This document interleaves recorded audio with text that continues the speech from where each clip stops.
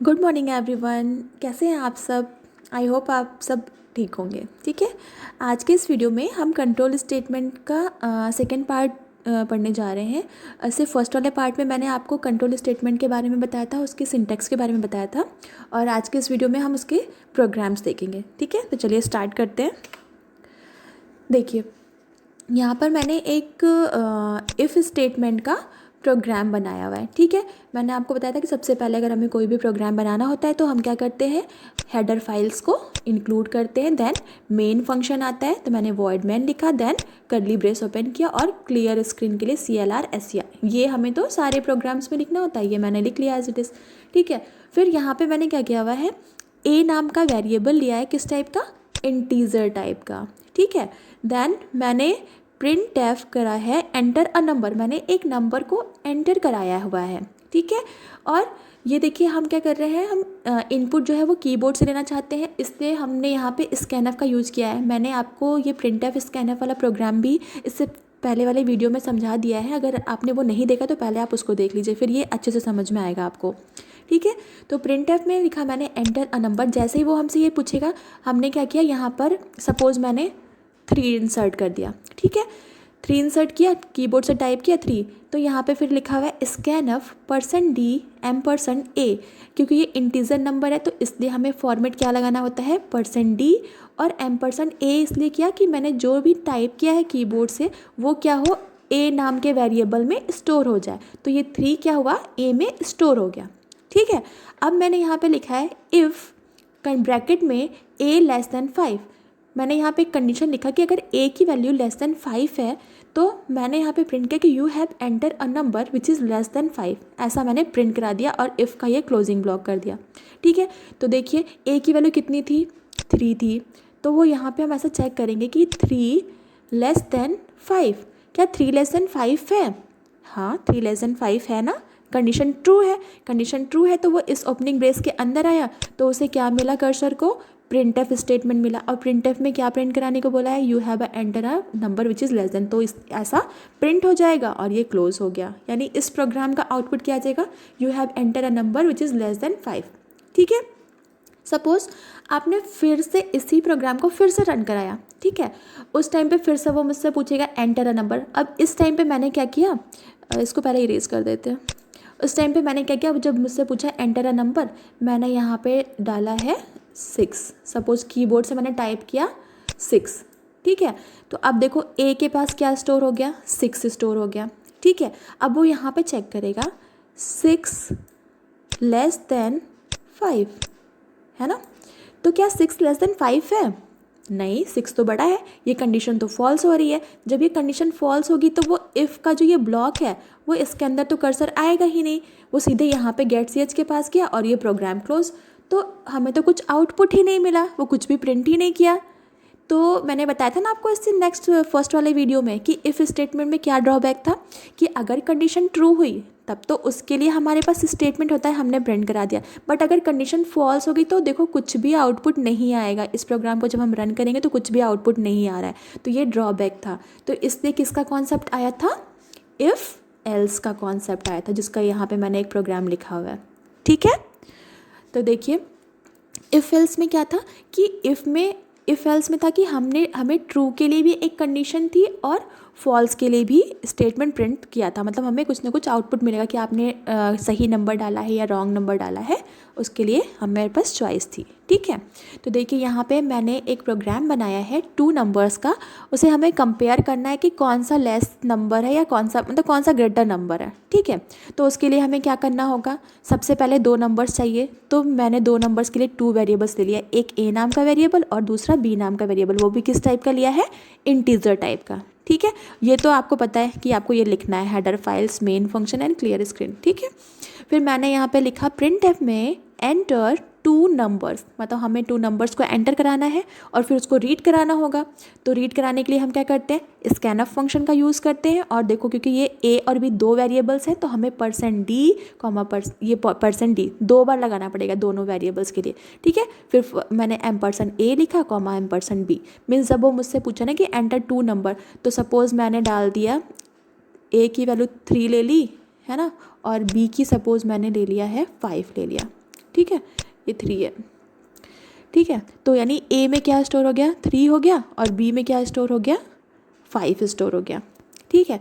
अब मैंने यहाँ पे एक कंडीशन लगाया कि if A less than B, कि अगर ए लेस देन बी हुआ, अगर देखो ये कंडीशन ट्रू होगी, ए लेस देन बी, तो इससे क्या कंक्लूजन निकलेगा कि ए लेस है ना। तो देखो मैंने यहाँ पे इफ़ वाले ब्लॉक में क्या लिखा है, प्रिंट एफ में A is less than B लिख दिया, ऐसा प्रिंट करा दिया, ठीक है। और अगर ए लेस देन बी नहीं हुआ, मतलब अगर कंडीशन फॉल्स हुई, तो क्या निकलेगा, ए लेस नहीं है मतलब ए बड़ा नंबर है, तो इसलिए एल्स में मैंने लिखा printf A is greater than B, just उसका अपोजिट करके। जैसे ये कंडीशन के फॉल्स होने पे क्या कंक्लूजन निकलता है वो हमें यहाँ पे प्रिंट करना है, क्योंकि ये मैंने लेस के लिए लिखा था, तो यहाँ पे मैंने लिख दिया कि A is less than B. अगर ये ट्रू हुआ तो, अगर ये फॉल्स हुआ मतलब लेस है ही नहीं यानी बड़ा है वो, तो इसलिए मैंने यहाँ पे लिख दिया कि A is greater than B, ठीक है। तो कोई ये कैसे प्रोग्राम चेक करेगा, ए की वैल्यू कितनी है, 3 है, बी की है 5 है, तो चेक करेगा कि 3 लेस देन 5 है क्या, हाँ 3 लेस देन 5 है। तो देखो ये कंडीशन ट्रू हो गई, यानी ट्रू हो गई तो वो इफ़ वाले ब्लॉक में आएगा और ये प्रिंट करेगा, यानी A is less than B, तो इसका आउटपुट क्या आएगा, A is less than B, ठीक है। और यही मैंने अगर इसको अगर मैंने फिर से प्रोग्राम को रन कराया, ठीक है, और तो फिर से वो मुझसे पूछेगा एंटर 2 नंबर, और इस टाइम सपोज़ मैंने डाला, यहाँ पे डाला मैंने 6 डाला और दूसरा नंबर मैंने 2 ले लिया सपोज़, ठीक है, यानी ए की वैल्यू 6 है, बी की वैल्यू 2 स्टोर हो गई, तो वो चेक करेगा यहाँ पे 6 लेस देन 2। आप बताइए 6 लेस देन 2 है क्या, नहीं, 6 तो लेस देन नहीं है, मतलब ये कंडीशन हमारी फॉल्स हो रही है, तो फॉल्स होगी तो वो कहाँ पे जाता है, एल्स वाले ब्लॉक में जाएगा। एल्स वाले ब्लॉक में गया तो उसे क्या प्रिंट करने के लिए मिला, printf A is greater than B, तो हमें आउटपुट क्या मिलेगा, A is greater than B. और देखिए आपको दिख भी तो रहा है कि हमने ए की वैल्यू 6 डाली और ए तो बड़ा नंबर है, तो A is greater than B आ रहा है इस प्रोग्राम का आउटपुट, ठीक है। यहाँ तक समझ में आ गया होगा आपको, ओके।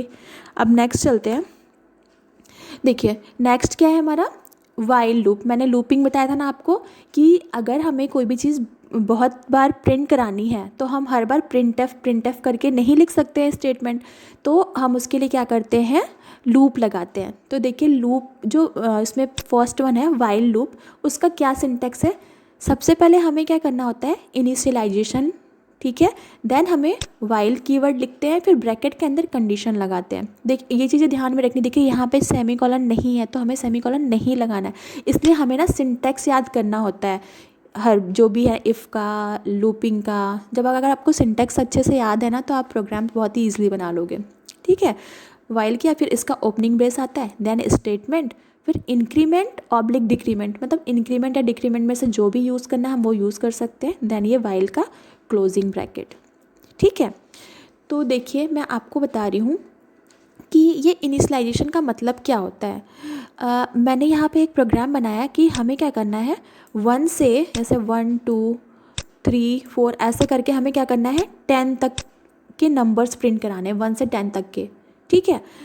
तो ये स्टार्ट कहाँ से हो रहा है, स्टार्ट कहाँ से हो रहा है, 1 से हो रहा है ना, तो इनिशियलाइजेशन का मतलब होता है कि ये कहाँ से स्टार्ट हो रहा है, 1 से स्टार्ट हो रहा है ना। तो मैंने यहाँ पे देखिए लिखा है मेन फंक्शन के अंदर इंट ए इजकल टू 1, मतलब मैंने इसको इनिशियलाइज कर दिया 1 से। अगर मैंने यही प्रोग्राम बोला होता कि आप ऐसा प्रोग्राम बनाओ जो 2 3 4 और 5 मतलब 2 इतने नंबर्स को प्रिंट करे, तो ये कहाँ से स्टार्ट हो रहा था, 2 से स्टार्ट हो रहा था ना, तो हम इनिशियलाइज क्या करते, तब लिखते ए इजकल टू 2 लिखते, क्योंकि ये 2 से स्टार्ट हो रहा है, मतलब जहाँ से स्टार्ट होता है ना वो वैल्यू हम इनिशियलाइज कर देते हैं कि यहाँ से इनिशियलाइजेशन है, ठीक है।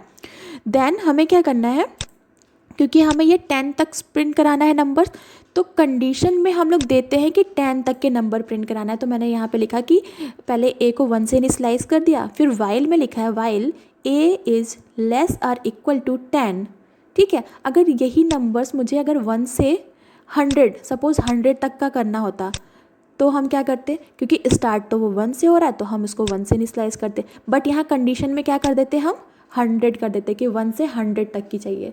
तो मतलब स्टार्टिंग वाली चीज़ को हम इनिशियलाइजेशन में और जो जहाँ तक चाहिए वो हम कंडीशन में दे देते हैं, ठीक है। तो मैंने यहाँ पे क्योंकि हमें 10 तक चाहिए था तो मैंने a लेसर इक्वल टू 10 लिखा, देन इसका ओपनिंग ब्रेस। फिर प्रिंट एफ में मैंने क्योंकि हमें वैल्यू प्रिंट करानी है, क्योंकि 1 2 3 4 10 तक के नंबर्स प्रिंट कराने, तो मैंने %d लगाया और a को प्रिंट करा दिया, क्योंकि a की वैल्यू आ रही है और a को मैंने इंक्रीमेंट किया क्योंकि हमें एक एक वैल्यू बढ़ानी है। तो देखिए मैं आपको ना इसको एग्जीक्यूट करके बताती हूँ कि कैसे चलता है प्रोग्राम। सबसे पहले जब प्रोग्राम को रन कराएंगे तो वो कर्सर मेन फंक्शन में आया, मेन में आया तो उसको क्या मिला, a इक्वल टू 1, ठीक है, यानी a की वैल्यू 1 मिल गई। देन वाइल लूप में आया, ठीक है, तो a की वैल्यू क्या है, 1 है। 1 को चेक किया, 1 लेस देन 10 है क्या, 1 लेस देन 10 है, हाँ ट्रू है। तो वो इस लूप के यानी कर्ली ब्रेस के अंदर आया, तो क्या मिला उसे, प्रिंट एफ स्टेटमेंट मिला। प्रिंट एफ में क्या मिला, प्रिंट क्या करने के लिए बोला है, ए की वैल्यू, क्योंकि हमने %d लगाया हुआ है और ए की वैल्यू प्रिंट करानी है, डबल कोट्स में नहीं लिखा है इसे। तो ए की वैल्यू कितनी है हमारे पास, अभी 1 है, तो 1 हमारा प्रिंट हो जाएगा, ठीक है। देन नेक्स्ट लाइन क्या है, a++, इसका मतलब होता है कि a की जो वैल्यू है उसमें 1 ऐड कर दो। तो a की वैल्यू कितनी है हमारे पास, अभी a की वैल्यू है हमारे पास 1 है ना, स्टार्टिंग में 1 है, तो 1 में मैंने 1 ऐड किया, कितना हो गया, 2 हो गया, ठीक है। अब ये अगेन से ये a की वैल्यू इसी लूप में जाएगी। ये लूप पता है कब तक चलता रहेगा, जब तक कि ये वाली कंडीशन फॉल्स ना हो जाए। तो अब ये क्या करेगा, a की वैल्यू को क्या किया, 2 लिया। अब 2 को चेक किया कि 2 लेस देन 10 है, हाँ लेस है, अगेन से वो प्रिंट में आया। अब a की वैल्यू प्रिंट करनी, a की वैल्यू क्या है, अब हमारे पास 2 है, तो 2 प्रिंट हो गया। अब अगेन देखो, अब ये इंक्रीमेंट हुआ, यानी a की वैल्यू 2 थी, 2 में 1 ऐड हुआ तो कितना हो गया, ये 3 हो गया।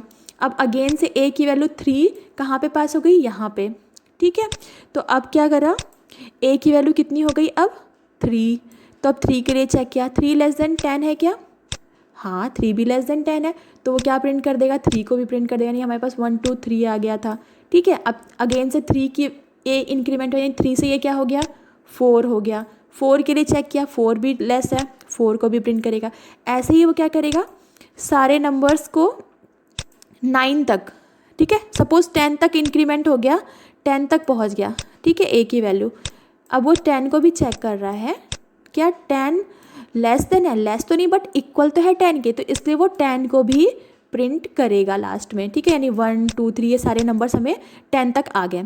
अब अगेन ये अब देखो a की वैल्यू फिर से इंक्रीमेंट हुई, ठीक है। अब a की वैल्यू कितनी हो गई, 10 से क्या हो गई, 11, ठीक है। अब 11 क्या लेस देन है 10 से या इक्वल है 10 के, नहीं। अब ये कंडीशन फॉल्स हो गई, कंडीशन फॉल्स हो गई तो वो ये जो लूप है ना इसमें आएगा ही नहीं, डायरेक्ट कर्सर कहाँ पे चला जाएगा, अब गेट ch के पास, और प्रोग्राम एग्जिट हो जाएगा, क्योंकि हमारा यानी हमें 1 से 10 तक के नंबर्स प्रिंट करके मिल जाएंगे, ठीक है, समझ में आ गया।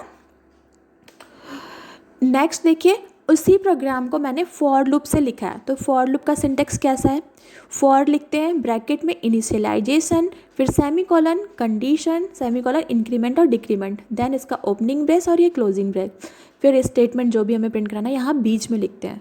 वही सारी चीज़ें हैं। उसमें क्या था, हमें इनिशियलाइजेशन सबसे ऊपर लिखना था, फिर वाइल कीवर्ड का यूज़ करना था, फिर कंडीशन लिखते थे। बट ये यहाँ पे देखो, ये सारी चीज़ें जो है ना वो एक ही लाइन में है फॉर लूप में। तो अभी जो मैंने आपको प्रोग्राम बताया ना 1 से 10 तक का नंबर, उसी को मैंने यहाँ पे फॉर लूप से बनाया है।